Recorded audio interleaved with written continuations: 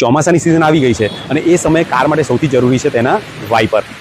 તો વાઇપર ક્યારે ચેન્જ કરવા, કેવી રીતે ચેન્જ કરવા અને એની લાઈફ વધારવા માટે શું જુગાડ કરવો એના વિશે જાણીએ. વાઇપર બ્લેડનું રબર કટ થઈ જાય કે આ રીતે આખું નીકળી જાય તારે સમજી લેવું કે વાઇપર બ્લેડ બદલવાનો ટાઈમ આવી ગયો છે.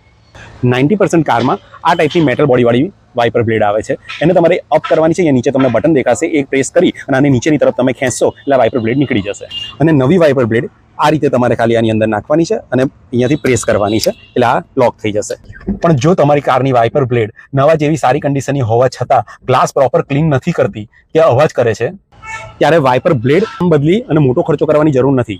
કેમ કે આપણે રહ્યા ગુજરાતી, કોઈ પણ વસ્તુના પૂરા પૈસા વસૂલ કરવાનો જુગાડ તો આપણે શોધી જ કાઢીએ છીએ. એના માટે તમારે સૌથી પહેલાં WD-40 લેવાનું છે. એક કપડાની અંદર તેને પ્રોપર સ્પ્રે કરી દેવાનું છે અને પછી તમારી જે વાઇપર બ્લેડનું રબર છે એ આનાથી પ્રોપરલી ક્લીન કરી દેવાનું છે. આનાથી તમે જોશો તો કડક થઈ ગયેલા રબરનું લેયર નીકળી જશે અને ડટ બી નીકળી જશે અને તમારા વાઇપરની બ્લેડનું રબર એકદમ સોફ્ટ અને નવા જેવું થઈ જશે.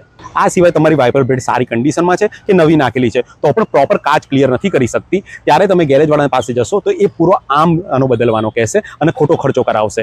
ત્યારે તમારે આખો આર્મ બદલી ખોટો ખર્ચો કરવાની જરૂર નથી. તમારે તમારી વાઇપર બ્લેડ અહીંયાથી રિમૂવ કરવાની છે અને તમારો જે આર્મ છે એ તમે ગ્લાસ પર મૂકીને જોવાનો છે. તમને જોશે અહીંયા આ ગેપ દેખાતી હશે.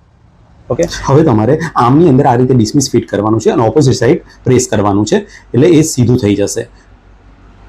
પછી તમારે જોવાનું છે હવે આ ગેપ અહીંયા નથી રહી. હવે તમારે તમારું જે વાઇપર છે એની અંદર ફિટ કરી દો. હવે તમારું વાઇપર પ્રોપર વર્ક કરશે. જો આ વિડીયો તમને ઇન્ફોર્મેટિવ લાગ્યો તો કોમેન્ટ કરજો અને લાઇક કરજો. Good day.